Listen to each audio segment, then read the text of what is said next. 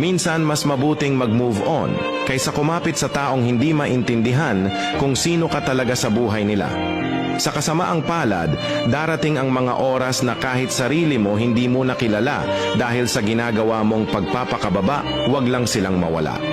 Kailangan mong itigil ang pananakit sa sarili mong puso sa pagsisikap na ayusin ang isang relasyon na malinaw naman na hindi na kayang ayusin pa. Hindi mo mapipilit ang isang tao na dapat tunay ang pagmamalasakit sa iyo o maging totoo sa iyo. Hindi mo mapipilit ang isang tao na maging tapat sa iyo o wag kang lokohin. Hindi mo mapipilit ang isang tao na maging taong kailangan ka kasi mahal ka, hindi dahil mahal ka, kasi may kailangan siya. Ang totoo, minsan ang taong pinakagusto mo ay ang taong mas mainam pang bitiwan kaysa ipaglaban.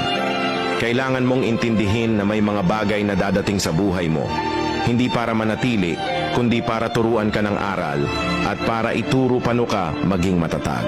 Lahat ng ginagawa mo para ipakita ang pagmamahal, kailangan mo din mag-ingat. Huwag abusuhin ang iyong sarili sa pagsisikap na ayusin kung ano ang hindi dapat. Dahil hindi naman karapat-dapat ipaglaban ang taong pilit mong pinaglalaban. Hindi mo makukuha ang relasyong kailangan mo sa taong hindi pa handang suklian ang pagmamahal na ibinibigay mo sa kanya.